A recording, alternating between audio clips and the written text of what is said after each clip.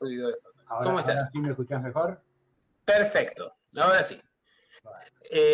Bueno, te preguntaba sobre tu opinión respecto de la carta de intención de este preacuerdo con el Fondo Monetario, para empezar. Yo creo que mi idea es que en realidad uno debería, con la renuncia de Máximo Kirchner, debería de poner en contexto o hacer una reseña de cuál es la lógica de todo esto, porque si no, me parece que la gente se va a perder demasiado y nos va a llevar muy poco tiempo hacerla. Digo, antes de que Alberto asumiera la presidencia, después de haber ganado las PASO, no sé si recuerdan, el Fondo Monetario Internacional le preguntó si él creía conveniente que debería de darse el faltante de dinero, los 10.000 millones de dólares, que no le habían dado a Macri antes de que asumiera la presidencia. Obviamente que Alberto dijo que él creía que no, pero que era una cuestión entre el fondo y el gobierno anterior.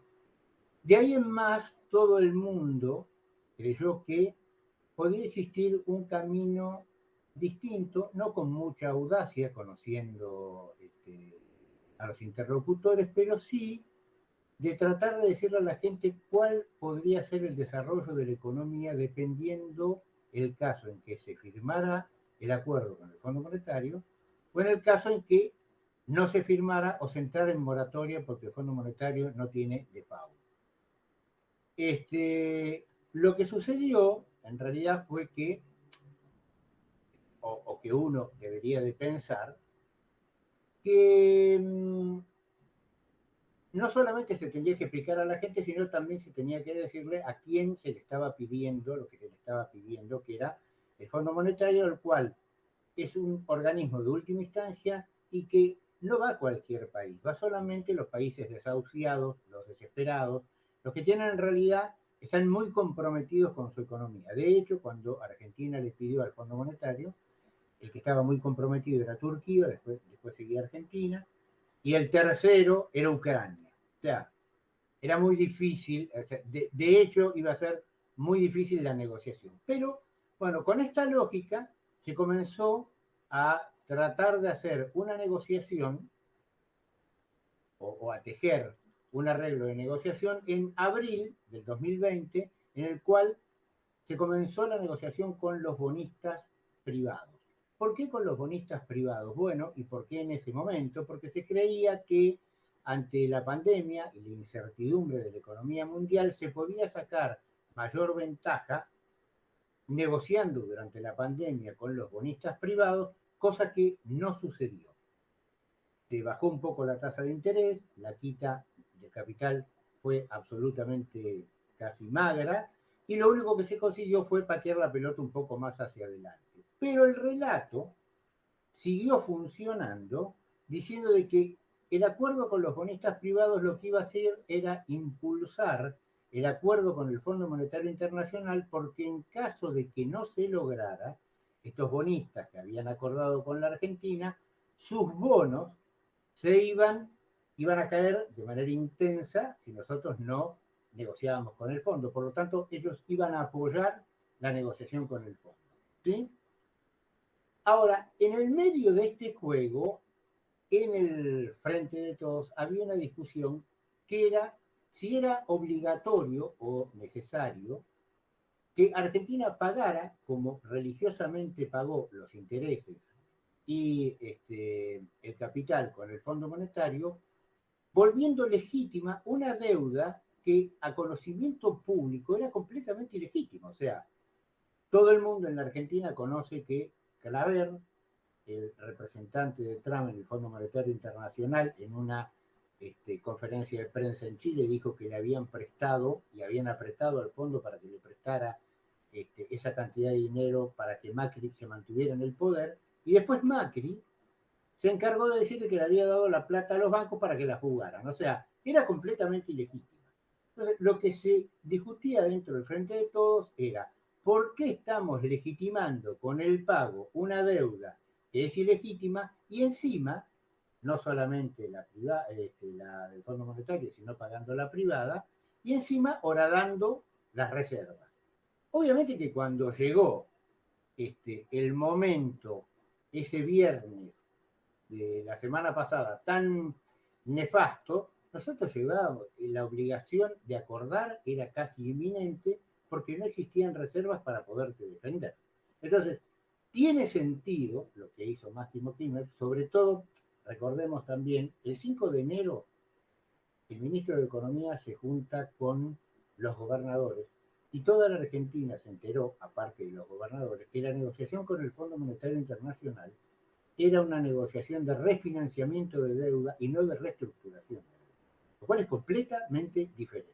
Bueno, hasta ahí llegamos y esto es lo que puede llegar a tener de bueno, cuando quieras parar, interrumpirme, me decís, pero lo que tiene de bueno hasta ahora este acuerdo es que en principio va a pasar por el Congreso, no como en el caso de Cambiemos, en donde se realizó en la casa de Duhovne una cena con Christine Lagarde para negociar lo que iba, el acuerdo que se iba a llegar con el Fondo Monetario. Bueno, acá va a ir al Congreso y eso va a tener, me imagino yo, diferentes aristas. Lo que resulta medio ridículo de esto es que se le está pidiendo a este gobierno un programa económico, cuando en realidad el Fondo Monetario le tenía que haber pedido un programa económico, Cambiemos, para poderle prestar los 57.000 millones de dólares que le prestó. Este gobierno en realidad lo que está es respondiendo a la barbaridad que hizo Cambiemos. ¿Qué es lo que viene ahora? ¿Qué es lo que jugaría en el acuerdo? Bueno, yo creo, a mí me parece que hay más especulación que en realidad, porque en realidad es que nosotros conozcamos acerca de cuáles son las condicionalidades y las condiciones que el fondo le puso a la Argentina. Sí hay algunos temas que tienen que ver con el presupuesto, en realidad porque hace 2 meses se presentó el presupuesto y hay números que ahora se conocen y que se contradicen con lo que nosotros presentamos como presupuesto. Doy algunos ejemplos. En el presupuesto se puso que el déficit fiscal iba a ser del 3% del Producto Bruto y ahora, después, un mes y medio después, con el acuerdo con el fondo, se dice de que este déficit tiene que ser del 2,5%. A eso hay que agregarle que los aportes extraordinarios a las grandes fortunas no van a estar más. Por lo tanto, ese 0,5 que vos estás bajando, más aproximadamente un 0,6 a 1, que es el faltante de los aportes a las grandes fortunas, va a ser de que el déficit vos lo tengas que achicar entre 1 y 1 y algo por ciento. Eso por un lado. Por otro lado, antes de que se llegue al Congreso, ya dijeron de que la emisión monetaria tiene que ser menor, por lo tanto, se tiene que financiar la Argentina internamente y para hacerlo necesita tasas de interés real altas, lo cual va a hacer que la economía tenga un parate si vos tenés tasas de interés extremadamente altas y otra vez quien va a tener negocio va a ser el sistema financiero.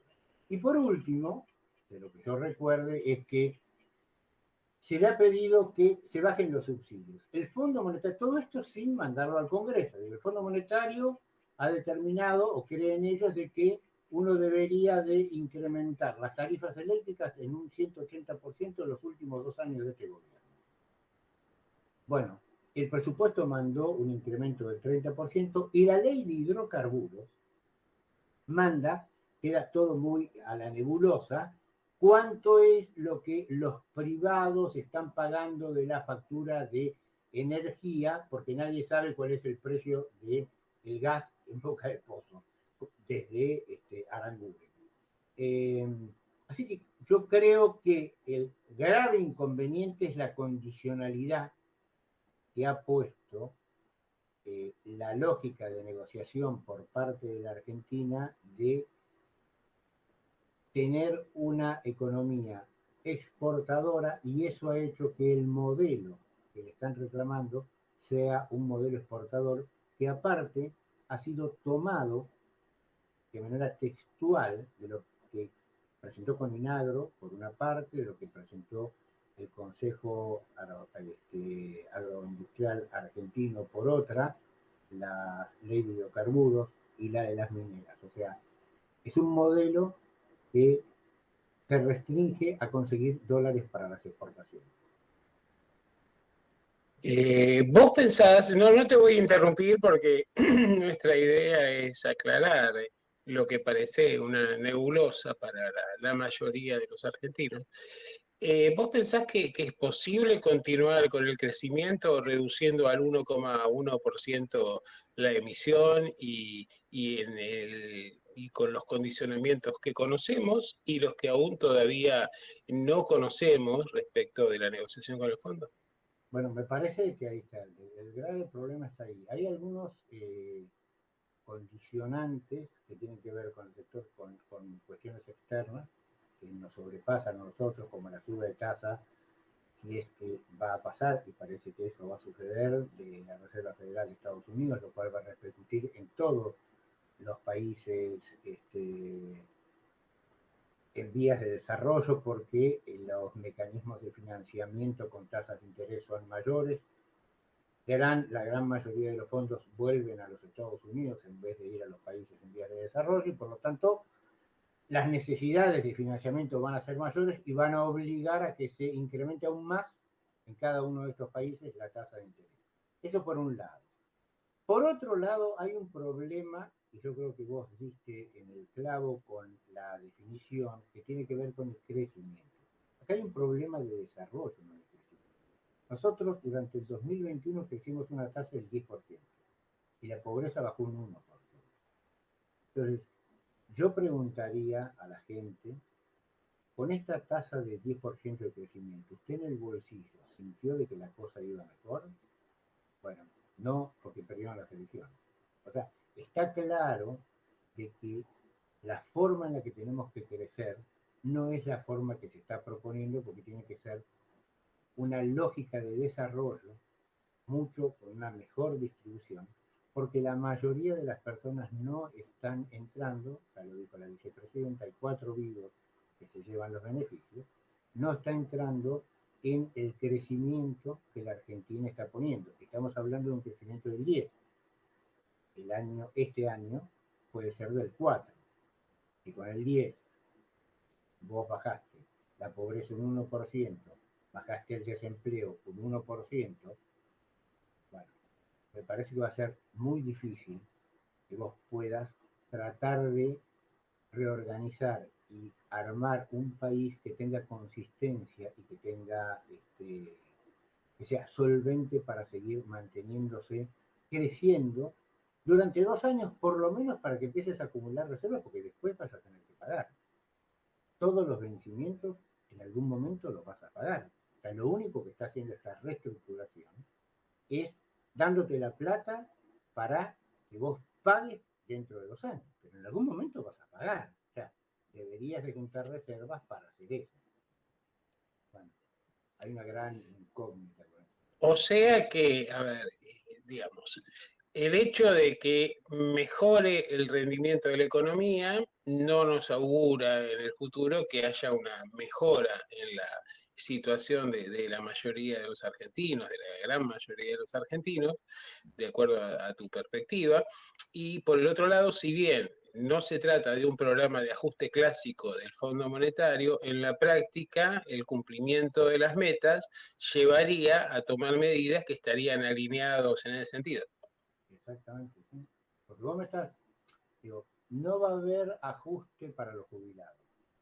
Nominalmente no lo va a haber, eso lo descubrió Keynes de hace mucho tiempo. El problema es un problema real.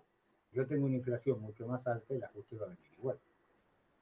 No solamente de hecho, no solamente para los jubilados, pero digo, de hecho, durante estos 2 años, vos tenés una pérdida del 25% del poder adquisitivo del salario de la época macrista. Y en estos 2 años, lo que has hecho es luchar para mantenerte. Algunos gremios con mucho poder equipararon la inflación, otros perdieron muy poco, pero perdieron. Ahora, no estás recuperando. No lo estás recuperando, ese es un problema. O sea, por eso digo, acá esto no es un problema de crecimiento, es un problema de desarrollo. Tenemos que tratar de modificar la matriz, tratar de hacer nuevamente un contrato social que nos permita grados de libertad para ejercer algún tipo de político, de acción de política que tenga que ver con, sobre todo, la pobreza. Creo que el sujeto político de la Argentina ha dejado de ser el trabajador, el peronismo tiene un serio problema con eso, y tenemos que buscar otro nuevo sujeto político, y yo creo que es la pobreza. Se nos está yendo el programa y por eso te voy a hacer brevemente, te pido que me respondas la última, que tiene que ver con el hecho de si pensás que la deuda es efectivamente pagable, si van a poder cumplirse estos compromisos en los próximos 2 años, y finalmente si vamos necesariamente a una renegociación tanto de la deuda pública como de la deuda tomada con privados, a partir de los condicionamientos que va a tener este crecimiento de nuestra economía, si es que efectivamente se produce. Sí, no, las deudas, yo opino lo mismo que Lozano, vos estás firmando en la actualidad el próximo incumplimiento. Eso está muy claro, porque las deudas no están diseñadas, y menos con el Fondo Monetario Internacional, para pagar. Están diseñadas para condicionar. Y en una pelea geopolítica, como se está dando en la actualidad, es muy importante que el patio trasero esté alineado con quien está intentando volver a la escena internacional con su poder. De hecho, uno de los problemas que nosotros tenemos, que tiene que ver con la energía, en el 2014 estaba firmado Atucha 3 para que lo hicieran los chinos. Bueno, eso va a quedar afuera de este juego supuestamente. No, yo creo que vas a tener que renegociar porque esa es la idea. Desde el 58 a la fecha, todas las veces que hiciste, lo que has hecho, en realidad, la lógica es renegociar, nunca cumplir. No es que Argentina sea incumplidor, sino que las condiciones impuestas para que vos cumplas son imposibles y por lo tanto a futuro vas a incumplir como has incumplido en los 80, en los 2000, los 90 y ahora otra vez.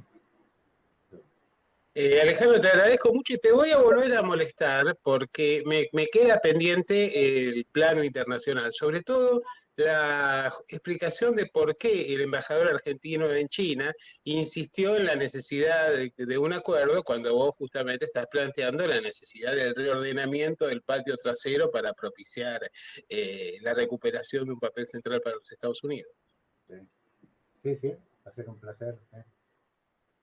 Muchísimas gracias, Alejandro. Ha sido Alejandro Marcó del Polo. Lo pueden seguir aquí en el Tábano Economista con sus análisis siempre picantes y profundamente documentados de la situación internacional. Y de este modo ponemos fin